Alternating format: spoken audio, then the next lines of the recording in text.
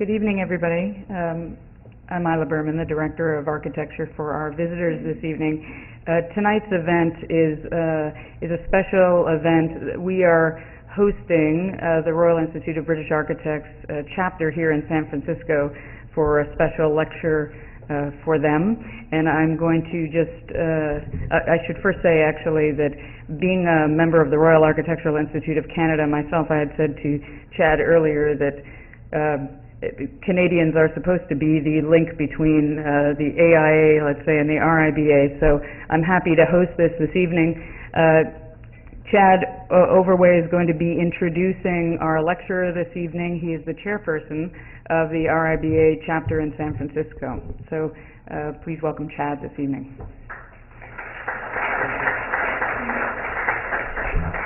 Thank you.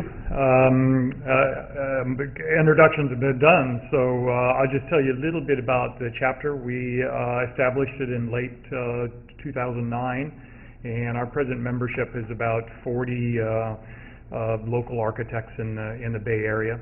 And events like this evenings is one of our chapter goals. We want to do excuse me. The idea is that we would try to increase the exposure of British architects and their work in the Bay Area. For those who might be interested in RIBA USA SF chapter, I'll be around through the lecture and be happy to answer any questions that you might have.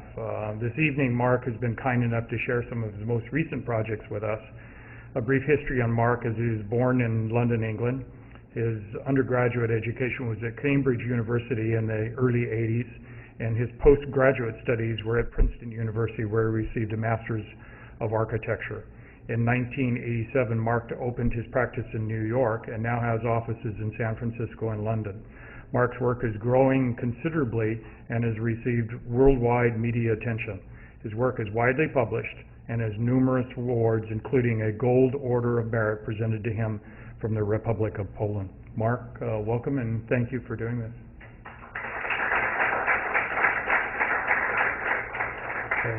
Thank you very much for this opportunity to talk to you, and thank you to Isla Berman, CCA, and Chad Overway of the RIBA. Let me see if I can get this. Yeah, I thought I'd tell you a little bit about myself. I was born in England. As I said, I studied at Cambridge, and I thought it would be a good idea to come and study in the States for 1 year. So I came to Princeton for 1 year, liked it so much, spent a second year, like that so much, decided to spend 1 year in New York, which became 9 years. I moved to California about 15 years ago because I had some great projects here, and about 7 years ago decided I probably wouldn't have to decide between living here in London or doing projects in either place. I could travel backwards and forwards. So I have a smaller office in London, but technology has meant that most of the work now is done here, although I do go back there every few weeks for meetings and things like that. This is the office near South Park, San Francisco. We wanted it to be more of a sort of studio type office, so we didn't feel we were going to work. And I thought I'd start with a project that means a lot to me, because it's rare that you get a project that you have an emotional connection with. But this is my father at a very young age. He was a fighter pilot, left Poland and was in the RAF in Great Britain. And I had the opportunity to design the Polish Air Force Memorial in Warsaw. They weren't able to do one immediately after the war because the Poles weren't allowed back into Poland. So after the Berlin Wall came down, they had the opportunity to raise funds and build a memorial to the fallen airmen, fallen Polish airmen. There were about 10,000 by the end of the war serving with the RAF. It was a really good opportunity for me because I knew a lot of the veterans and could spend time with them, understanding their ideas, and really got a sense of their sort of energy and youth. So to do a memorial, typically they're quite somber, they're about death and suffering. I realized for these airmen, and their fallen comrades. Actually, they were all young men between 18 and 25 that really needed to give them something that reflected their spirit and energy and sense of hope. We had fantastic location. This is a park in central Warsaw, Pole Mokotowska, which was one of the first airfields in Poland, and some of the last planes took off here when Warsaw was falling to the Germans. So the brief for the project was to create a sort of theatre parade ground for these large ceremonies and events. They needed a location. They'd never really had a proper one, and they have one every year now. We had the opportunity to create this large parade ground. This is the actual memorial itself. It's a mound in the shape, a cross-section of an aerofoil. So there are lots of references to aeroplanes and aeroplane technology. We have a few of these sort of vapor trails that actually are paths in the park, so that they lead you in to the memorial. There's a more formal entrance to ceremonies. It's designed around ceremonies and sort of more sort of one-on-one interaction for the families of the veterans. So here you can see, I think pretty much gives you the whole idea of the memorial, an abstract sculpture representing flight that was supposed to be very light and elegant, and a wall with all the names representing the earth, and both sort of mounted on this aerofoil shaped mound, elevated to create kind of theatrical space for ceremonies. And there's also a reference to burial mounds from the Middle Ages throughout Europe. This is another image that gives you a more idea of the scale and its setting in the park. The engineering for the sculpture was very difficult, stainless steel, and getting it manufactured was very hard. We found someone who made reactor vessels, stainless steel reactor vessels for refineries, but most architectural metal workers wouldn't be able to do something like this. Here's another image showing you the scale. You can see the sculpture, you have a better idea of it, this idea of abstract representation of flight and spirit, designed to be seen from obviously the parade ground, but also walking around it. You get different views, different sense of its sculptural quality. The metal itself has got a very sort of beautiful patina to it. They had to grind it, and it's a sort of semi-industrial finish, but I like the roughness and the way it catches the light compared with the highly polished granite. It was very nice to be able to work with very solid materials. The granite wall is solid granite. It turned out to be not that much more expensive than a concrete wall clad with granite. So each of these granite slabs is about 3 feet by 3 feet by 12 feet high, solid granite. This is the steel yard, and I got to work with my father on the project. He's a structural engineer, and we collaborated on the design. This is the steel yard.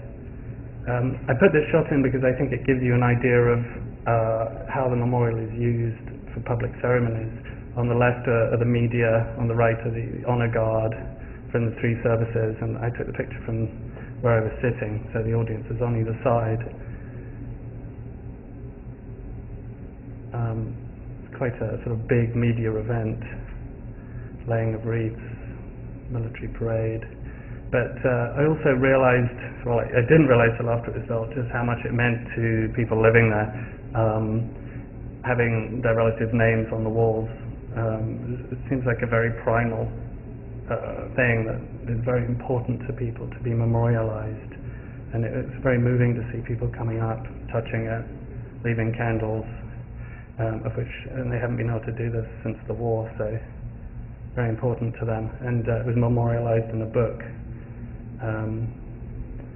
for the veterans. Next, change of gear completely.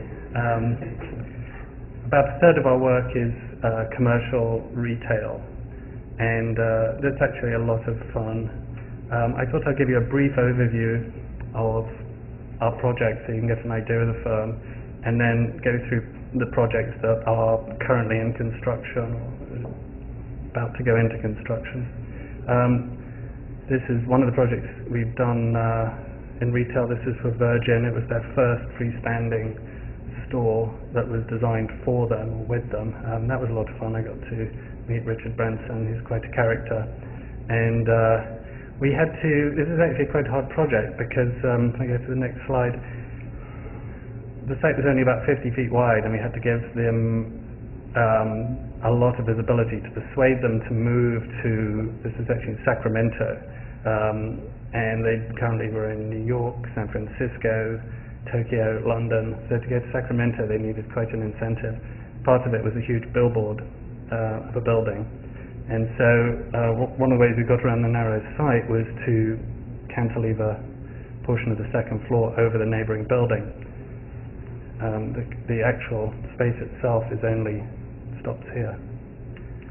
So that was quite a fun project to do. Again, it was really creating a landmark identity for Virgin. I think there were 2 or 3 television stations there at the opening, so it sort of had the effect that the client wanted. This is space inside the building, one of the few retail spaces that you can actually look out from. I think the iconography speaks for itself on some of these elements. This is a large 100,000 square foot center in Roseville, Rocky Ridge in Roseville, and we would try to create something that was more like an urban street.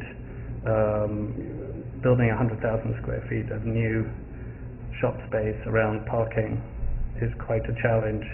So to create something that had a sort of the feeling of an urban landscape was very important to us. And creating public space, a plaza here based around the food court at the heart of the center. This is one in Davis. Again, it was very important to create public space. This is a mixed-use project in Sacramento, lofts above retail. In a very gritty part of the city, there's a new rapid transit system that just went in, light rail, and this is one of the first sort of pioneering developments in this area. So it was very important to create something that had that sort of urban edge, drama to it, and people were very hesitant about putting residential above retail in this area, but I'm surprised it's done quite well and fully leased, so we're very happy with that. Here's some of the details of the lofts. Again, trying to create a sort of urban street edge and variety in the form for what were really large shell boxes, but giving them an identifiable urban image. I think it's very important for the community. This is another, this is near Virgin. This is about 800-foot long shopping center that we got to build in front of, create new frontage for, and this was the main heart of the complex, which is a theater. We had fun with this because the idea is that this is glass facade and you can project images onto the back of it. The technology is nearly there. The idea is that they'll be able to project previews of the movies so that you have light and movement and drama on this facade. At the moment, we have an LED system. The owner's fascinated with technology and enjoyed working on this. You can change the color scheme from anywhere in the world. There are cameras in the parking lot. You can go online and change the color scheme. They were talking at one time about having competitions for artists to come up with different displays. At the moment, it fades very slowly through a spectrum, but it changes different times of the year. This is a building at the other end of the center, which anchors the other end. It sort of mirror images Virgin in a way. It's a similar counterweight to this very long center. Then moving on to something very different. About a third of our work is institutional. museums and public buildings, and unfortunately most of it doesn't get built. It doesn't seem as if it's just us. This is one of the first projects I worked on. This is when I was working for Arons, Burton and Korolek in London, ABK, and when I was working with them, I was quite young and starting out. We won the competition to build this project out of about 200 entries, and it was their design. I was learning a lot working there, and Prince Charles disliked it so much, called it, this is the one that's the famous carbuncle on the face of an old friend, I think he called it. So basically it killed the project, nearly destroyed their firm, and at that point I thought perhaps it's time to come and live in another country for a while, so I came to study at Princeton. I was quite hard on the project myself, I think, when I worked there, being quite young, and you sort of think you know a lot at that age. But in hindsight, when I look at this, I find it quite a handsome building, and I wish they'd built it. The current scheme is very different because of the architectural climate in those days. It was eventually completed by Venturi, and I wouldn't criticize it, but it was a very, very different approach. He chose to use a lot of the traditional historicist detailing of the building on the new one, and then use that detailing in a sort of playful way. But still, I find it a bit, feel it's a shame that the committee then didn't have the strength of mind to go with a modernist building. I worked on for Michael Graves for a while on the Whitney Museum extension, again not built, but it was a very good learning experience for me. I had two projects now where I really saw the mechanics of putting museums together. I think they're about as complicated as doing a hospital or something. There's a lot of functional requirements. This is an early design of my own for the competition for the New Orleans Museum of Art extension. I had my own opportunity to do a design for the National Gallery extension, and I got to present this to Sir Jacob Rothschild, who was on the committee for selecting the next architect after ABK, and I sent the design to Prince Charles and got a nice letter from his secretary saying that unfortunately he was too busy to meet, but he thought it was very nice. So I should frame that. But this is my own project for the Crocker Museum in Sacramento. This is probably coming more up to date with work in California. We were trying to create it's a very traditional museum that needed to be quadrupled in size, and so we were really trying to create a sort of iconic form for Sacramento. It was a regional museum, it had a very good collection, and I think it deserved a very sort of striking, bold building to put it on the map. This is the site, and this is an early sort of study in color. Just some basic ideas, but here's the existing museum. This is the project we were planning, and then there was a plan for a second building for a performing arts center. And between the two, I was hoping to create this sort of public park piazza space. The evening weather there is very benign, very pleasant. So the idea of external public space is a great amenity there. Here's a model. You get a sense it's quite an anthropomorphic building. I think something would provide an image for the museum, an identifiable image. The museum's also quite close to the river, and so we actually thought it would be fun to have this one blank facade.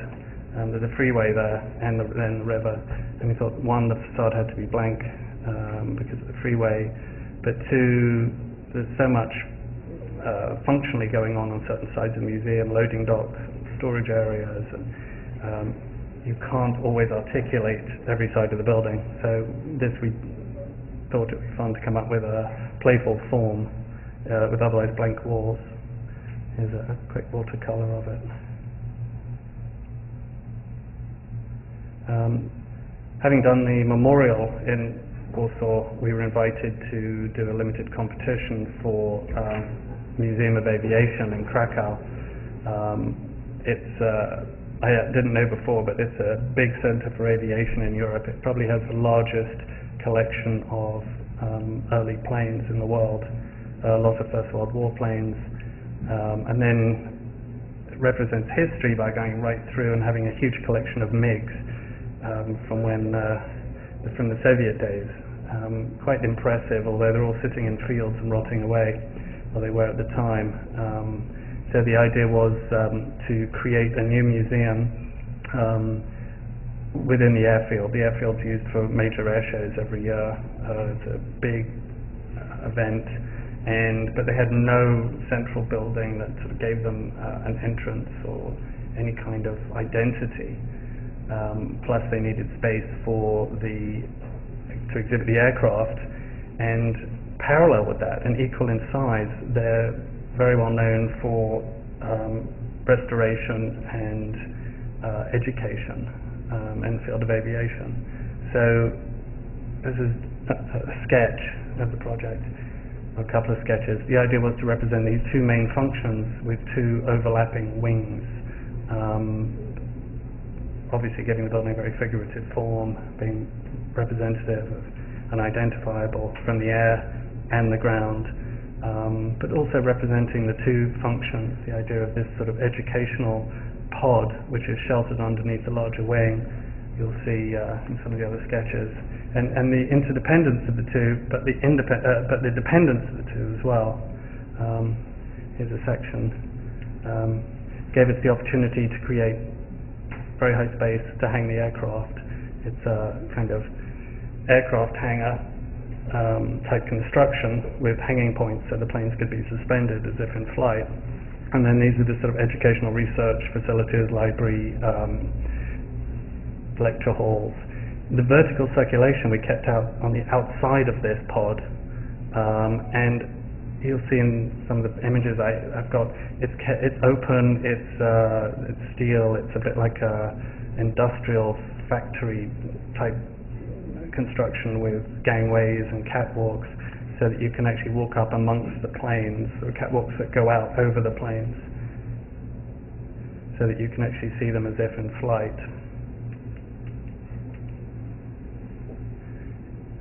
So an animation here, the two wings.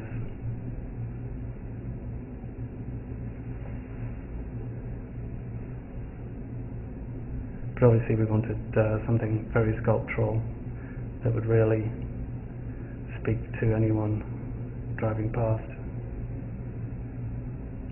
Here's the pod on the right, of the admin and educational facilities. The gang points, gang walks, metal stairs,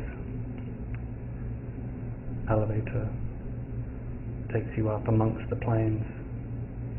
To the right you see a catwalk there. Unfortunately the video ends, but gives you an idea of the space.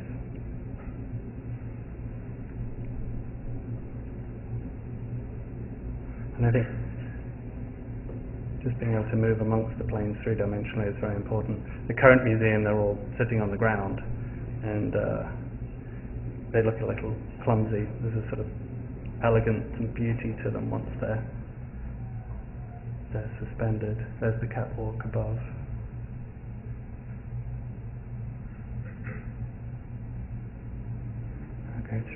I'll go through these quickly. These are some of the stills. Here you can see the organizing feature of the project. Here's some stills of the interior entrance. Anyway, you can see the elevator with the catwalks suspended out amongst the planes. I'll go through these very quickly because I think they're pretty visible in the animation. I just have one shot of this. This is a very early project. We had quite a wild commission to design a university for the Kabbalah in Israel. This is before they were trendy. And it was actually fascinating working with them. They had dreams of this huge campus university surrounded by housing, a monorail, a hotel, workshops, completely self-sufficient with a farm. Unfortunately, it only got as far as funding, starting funding. This is a project nearer to home. we were part of a group invited to, actually we were part of 4 finalists to interview for a new Museum of Performing Arts and Design, and I managed to persuade Mikhail Baryshnikov to partner with us to collaborate on the concept for the project. And we really looked at trying to portray the performing arts in a building. How do you capture that drama and spirit? The concept for the museum was to really bring in a younger generation and the next generation into the performing arts, make them realize it's exciting, let them participate in some way with some of the exhibits. And this is something Mikhail Baryshnikov is very interested in, especially working with young children. I think he was about 15 when he was discovered, but he was dancing probably at 5 or 6, and it's unbelievable. So I started sketching some of these ideas, very dynamic, free-flow dance movement, how that might translate into a language for a building. And again, the idea was that this would appeal to and be readable across cultural, educational, and age barriers. So we started holding paper planes. We started, first time I met Baryshnikov was in Paris, and we met a couple of times in New York after that. But we soon realized that this sort of form could actually represent not just dance and movement, but throughout the performing arts there are many sort of other areas that this thing could represent and reflect. Here's the building, it's Howard and Third, designed for the building on the site. And again, hopefully that's readable. Obviously it had to be out there, very different, very striking, really trying to create a landmark. There are quite a few other museums that have a very different character. I think it was very important that this one be dynamic and exciting and appeal to people perhaps that wouldn't be so interested in architecture, perhaps very young children, or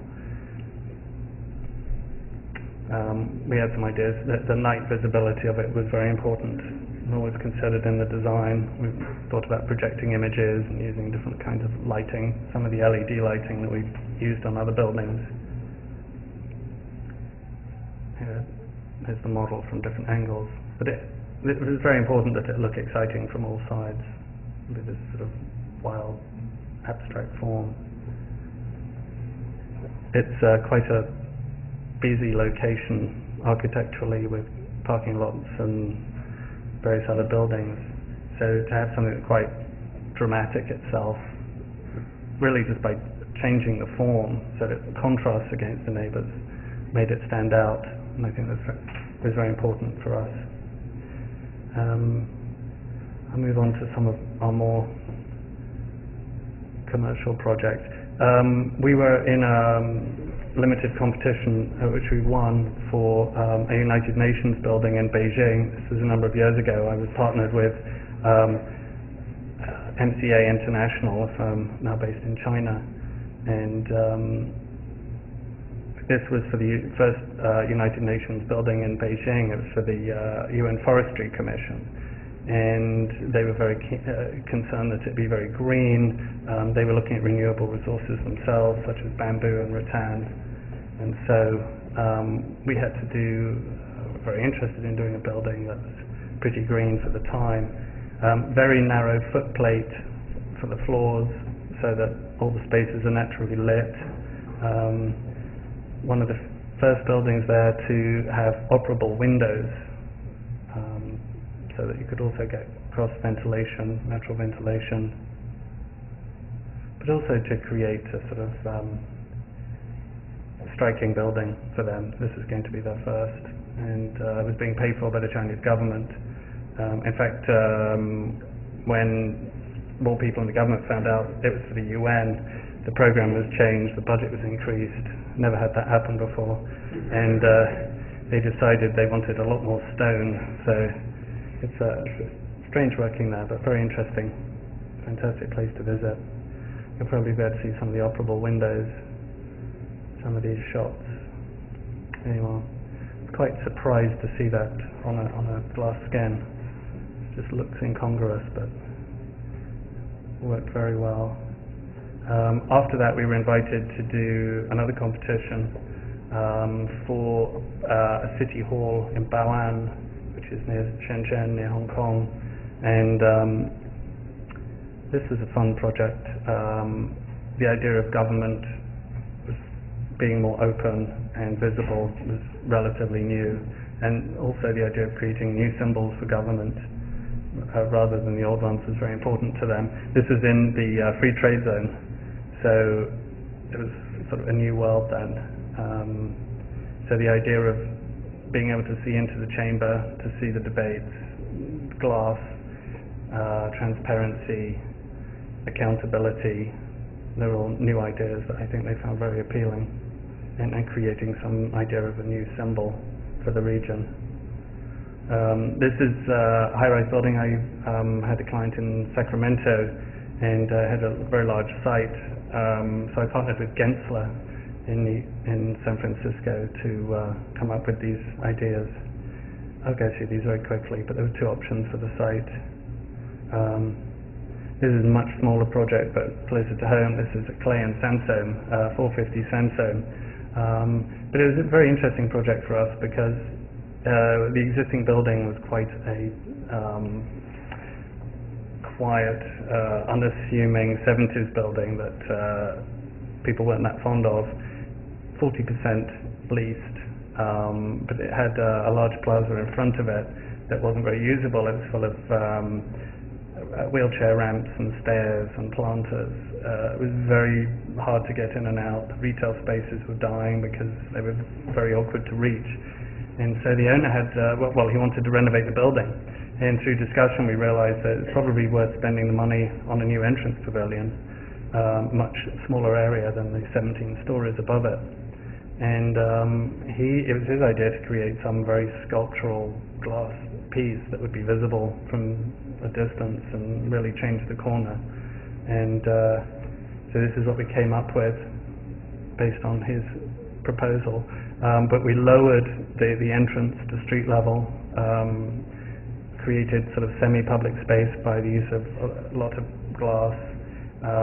It's the shading canopy above obviously helps to shade it, but creates a sort of sculptural element that you can see from several blocks away. I think it's really changed the corner.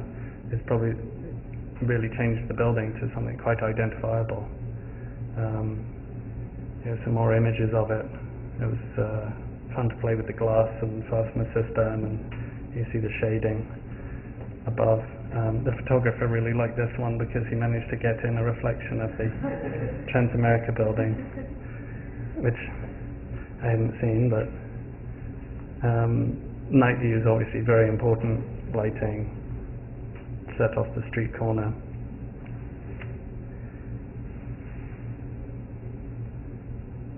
This is the lobby.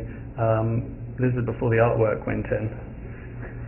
The owner has a very large art collection. Was very keen to have this space. I have to rephotograph it now, but I couldn't resist doing it without the art. I just find it very pure and quiet compared with the hustle and bustle of downtown.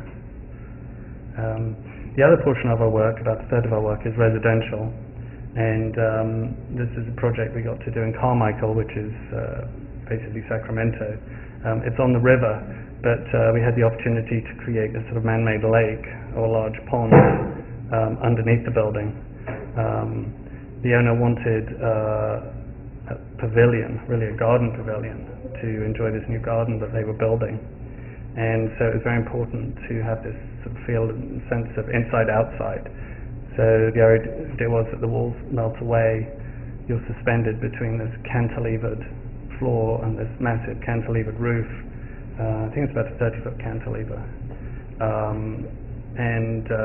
But obviously the weather's very harsh there, it gets very hot, very strong sunshine. This faces south, but the idea of the large cantilever is it keeps almost all the summer sun out and lets in the winter sun. So it actually works very well, and the space stays very cool.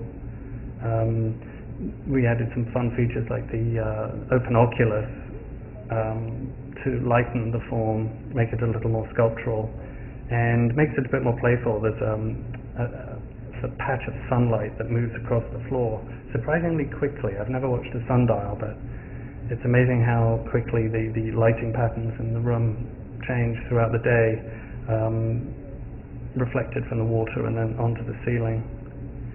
There's quite a sense of drama in that, being immersed in nature. Some of the interior shots will probably show that a bit better. Here you get the idea of this sculptural piece cantilevered out over the water. You do get the sense when you're in there that you're over water. There's actually a portion of the floor that's glass. It's quite funny, as you walk over it, all the koi fish come up to you because the owner walks that way when they go to feed the fish. So whenever fish see people coming, they can see them through the glass, and it's very bizarre to be standing over them. The west face of the building is quite solid because it's obviously the hardest to control for sunlight. That gives you a sense of the cantilever. Here's the space. It's filled out a lot more since these photographs are taken. It's a very flexible space. They more or less live in here now, but they have a large art collection which they rotate through here. They do a lot of fundraisers. So it's a very flexible space for entertaining, fundraising, showing art, living. But you do get a good sense in this picture of being immersed in this new landscape that they built. Ed Haig was the landscape architect for this project. Very, very quiet room.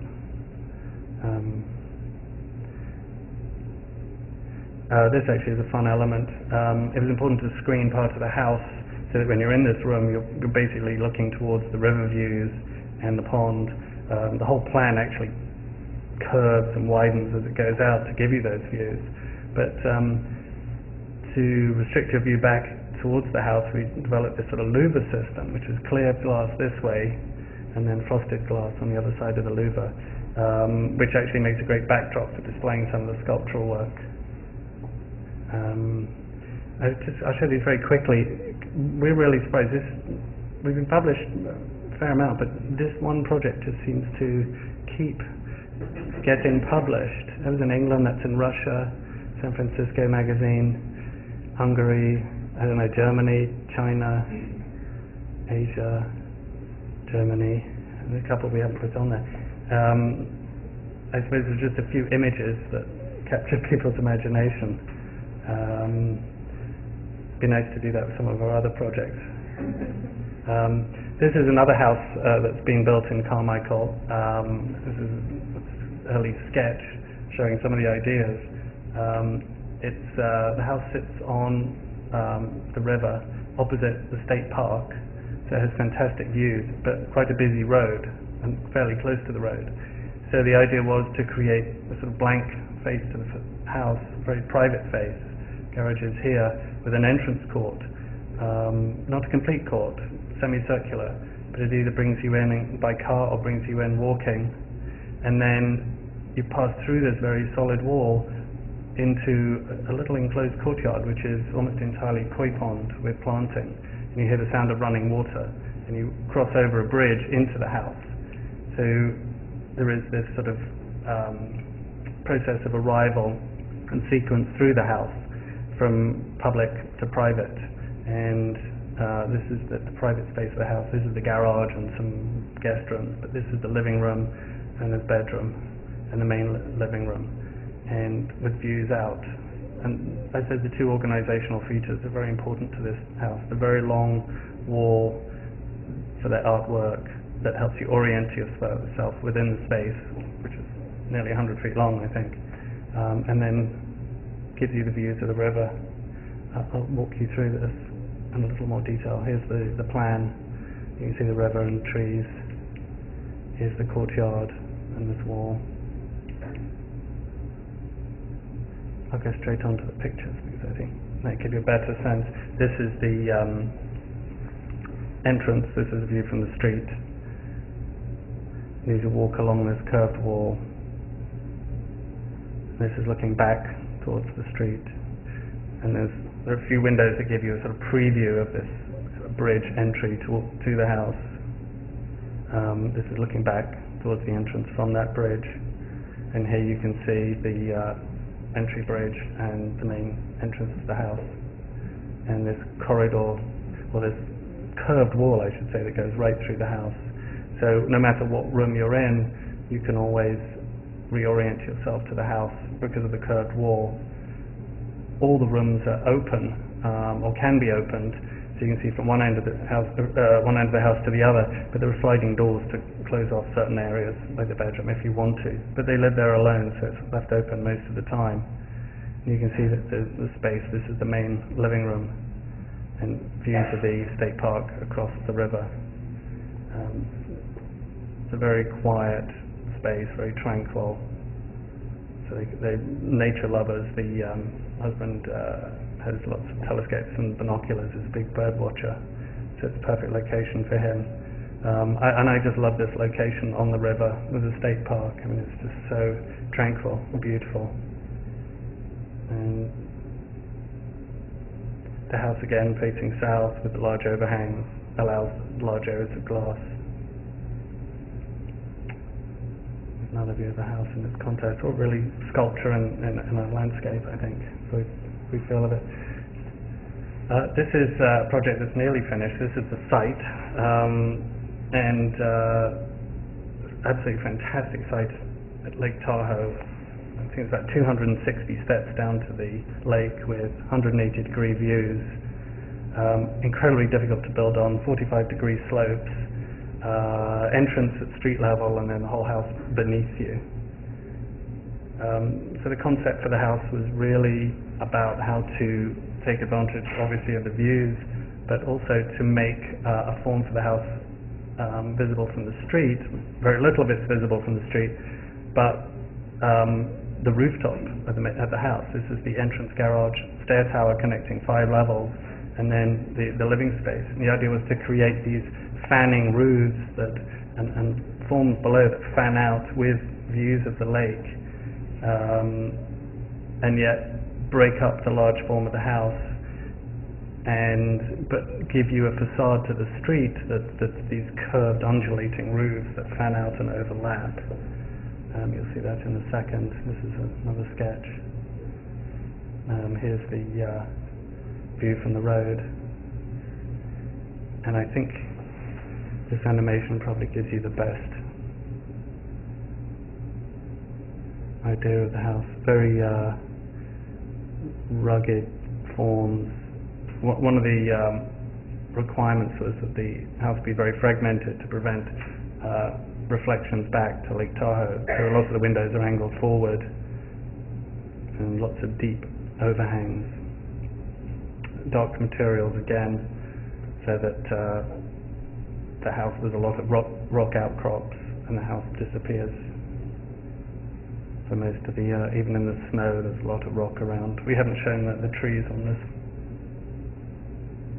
This is actually pretty wild. There's a glass stair. It's a 5-story stair to link all the parts of the house. So the idea was to make it this very attractive sort of sequence down of arrival with views out over the lake. And there's a glass elevator at one end of it, so that as you'll see that in a second, as you arrive and come down, you have these spectacular views out of the lake. But this is a very important sort of organizing feature of the house because it's on so many levels. These prow-shaped balconies, the ones that face towards the lake. You can see that's the view. And this is the elevator going back up.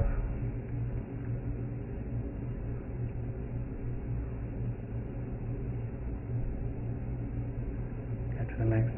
I'll go through these. These are stills from the animation. I'll go through very quickly. This is quite fun. It's the view from the top of the site looking down. These are very early construction shots. You can see how hard it is to work on a site like this. That's interesting. You can just make it out. There's a tractor here. They had to build a site for a crane. This is hard to see at first, but here's that same tractor. This is the retaining wall. It's about 45 feet deep. Unbelievable. Steel going up. This is about 12 months ago. But it shows you some of the idea of the sculptural quality of the roofs, but I think spectacular views of the lake. Here's the framework going in for the fanned roofs. From below, you can see it's very fragmented, very rock-like, dark materials. These are more recent shots. Nearly completed. But every room, because of the fanning, every room has different views out towards the lake, which is very important to the owner. And the aerial view you can see. Copper hasn't gone on yet, but you can see the fanning of the roofs and the visibility from the road. Very, very simple, very small, just at the entrance and the garage. This is a house that we're supposed to begin construction in the spring. Just finished the drawings, hopefully get a building permit for this soon. It's in Sacramento. It's one of the few changes in grade that they have there. So we had to make the best of this fantastic site that had a little bluff in it. And so I played with a lot of ideas of cantilevered forms on the edge of this bluff, and which is quite a substantial terrain grade change for Sacramento. And this is the design we came up with for that. Basically, main double height living room right the way through, a cantilevered bedroom. Actually, the fun thing here, I haven't got a picture of it, but there's an infinity swimming pool that goes all the way along the edge here, so you wouldn't need any handrails. And the owner likes to swim laps. We have a little animation of this, I think. Someone had fun doing the car.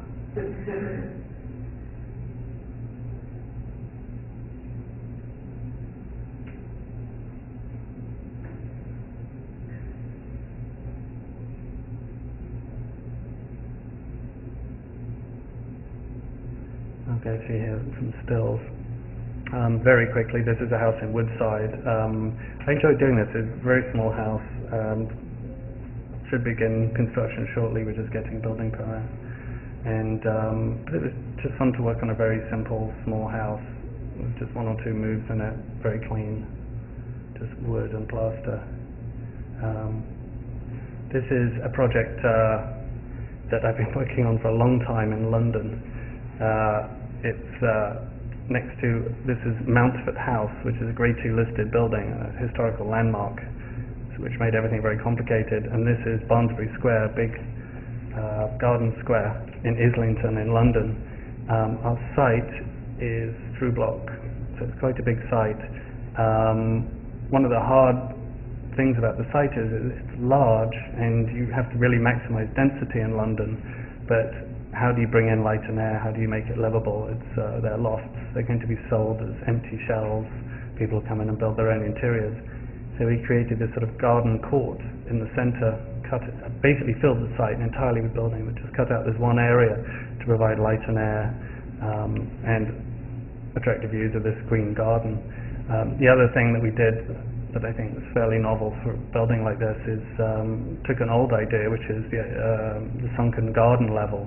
Lots of Victorian houses would take the soil from the garden and the foundations and throw it up to the street, so that you enter at the piano nobile, the first floor you'd say, and below that would be a basement level, which was really on grade with the garden. So when you're in the basement, the garden just, you walk straight out into it.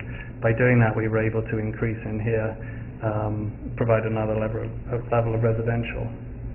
I think it's probably better seen in this image. So when you're in the garden, it just feels like a 4-story building, which is very common in that area, and a quiet green space. The facade of this building we had some fun with, how to do a modern building in a very traditional context. The nice thing about the square is that although it had a very thick street wall on all 4 sides that made it a London square, every building was very different. Every building was when it was designed and built, was considered contemporary for that era. So we thought this should be an opportunity for us to provide something of our era and not try and do something historicist. And luckily and surprisingly, we were supported by the conservation officer and the architect advising the planners. So it was quite a slog, but we got this approved. One of the features of the facade was that the glazed areas, we looked at traditional buildings. I have an example right next here, which would traditionally be solid wall, open window, and then the window would have a series of layers of coverings. Net curtains, traditionally for privacy during the day, solid curtains for privacy and light control at night, perhaps some shutters, all very fixed. Well, we thought, what if you could create a kind of intelligent skin for a building that all of these functions would be movable, and the occupants could decide where they were, where the walls were, where the windows were, where the shading and the shutters. So we came up with this idea of layering the facade with, but on a modular basis, with panels, so that the first line would be solid wood panels for light control, the next line would be shades during the day for visual control. You can see through one way, not the other. They're a bit like lace curtains, I suppose, but it's an etched pattern onto the glass. Obviously sliding glass panels, and then exterior balcony, again these etched panels that you can move and locate for privacy. It gives the building a sort of texture and a proportion in keeping with the neighbours. And this is the night view. We thought the idea of this layering and texturing could be quite fun.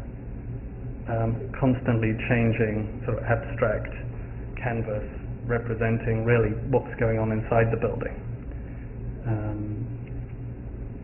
So I think that probably brings us up to date with what we're working on at the moment. That certainly is the end of the slides. So it's probably a good time to stop. Thank you very much.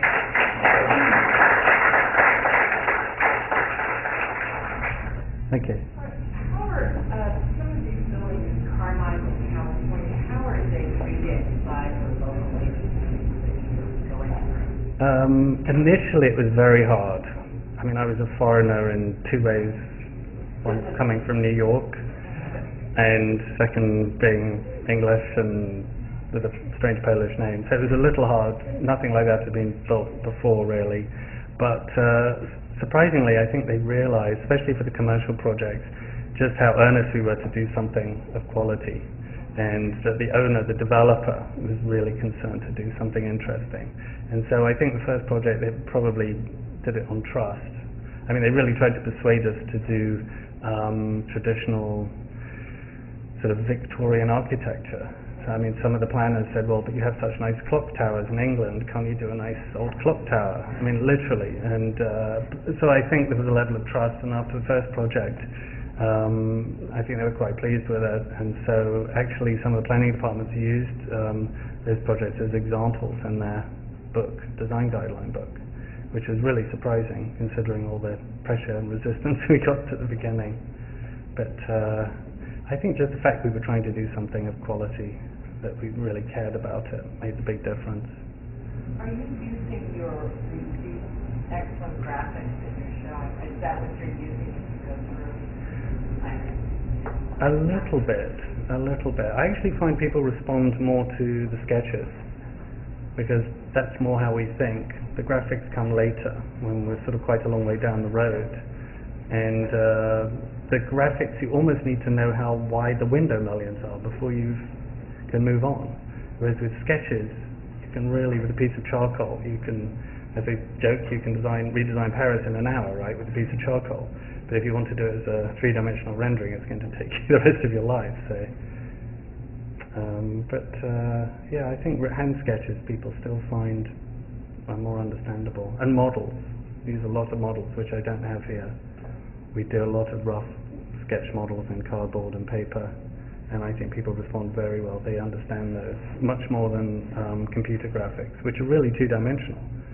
So just an illusion because they move that you think they're three, whereas a model you can actually hold up and has a physicality to it. And that's how we design, actually, really more in model form than using three-dimensional computer imaging. But these are fun. It's like watching TV. I think what is interesting is having gone through a number of these reviews, some people see, firms trying to Right. modern. It's impressive that you think through towards watch big part of the watch some of these very things. Yeah, it's a problem everywhere. I mean, in London, they think it's easy in California, and in California they think it's easy in New York, but everywhere it's the same. I thought it was easier in France, but I have a client from there now, and he was trying to do a house in the south of France, and he said it's the same. The planners it's so difficult. They don't want to change. People are afraid of change, I think. That's the problem. Particularly the Tahoe project. The Tahoe one's very difficult. That's a remodel. No, I'm joking. I mean, there was an existing house on the site, and you had to go through the process of it being sort of, there isn't a molecule left at the house, but it went through. Yeah, I think it's persistence. I mean, we really had to work with the planners and persuade, and show them. We did show them mock-ups and a lot of color renderings. I mean, that was actually after the design, which I suppose you were asking me about, really, how do you get the planners on board? And part of it was showing a lot of color images to showing how this building will disappear. They didn't bring them, but it's very odd that the dark color makes it disappear. It goes into the shadows. So that was a requirement. I would have loved to do sort of this white, shining building, but I quite like the dark now. It sort of gives it a sort of quite a modernist flavor to it. What are those dark walls made of? Believe it or not, they're wood, and we've never seen a product like that before. It's almost like butcher block. It's slabs of wood cut small, glued back together, and stained. And they've tested them, and I've never seen a product used like that. So the contractor definitely guarantees they'll be around for a long time. But we didn't want to use plywood, and we didn't want to use any kind of siding. It wasn't the right look. So we talked about precast at one point, but it's actually a dark stained wood. So hopefully it will hold up. Excellent. Time for a drink? Thanks very much. Thank you.